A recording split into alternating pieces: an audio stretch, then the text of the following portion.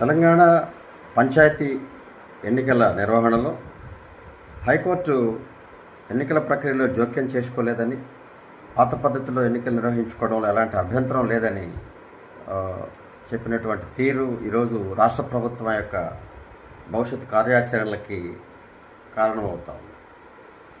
2018లో reservations అన్నీ 2 terms అంటే 10 ఏళ్లుగా 2018 నూతన చట్టంలో పొందుపరిచినటువంటి విధానాన్ని 2024లో మళ్ళీ వీళ్ళు సవరించి ఈరోజు రిజర్వేషన్ల ప్రక్రియ 5 ఏళ్ళు మాత్రమే, రిజర్వేషన్స్ ఫర్ ఓన్లీ 1 టర్మ్ అని సవరించినటువంటి విధానం ఈరోజు కాస్త అడ్డంకిగా మారిపోయింది. అదే పాత విధానం అయితే మరలా అదే పాత రిజర్వేషన్లను నిర్వహించడానికి ఎన్నికల వెంటనే ప్రక్రియను పూర్తి చేయడానికి ఒక విధి విధానం బాగుండేది.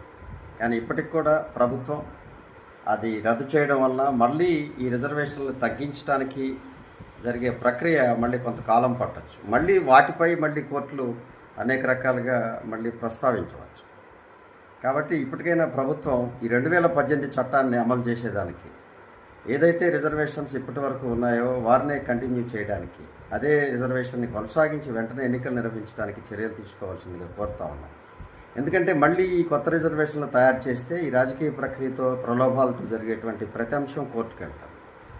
ఇది ఏదో జరిగిపోయిన విధానం అయితే ఇంక నో అబ్జెక్షన్స్, ఆ రోజు అబ్జెక్షన్స్ లేవు, ఈరోజు రావు.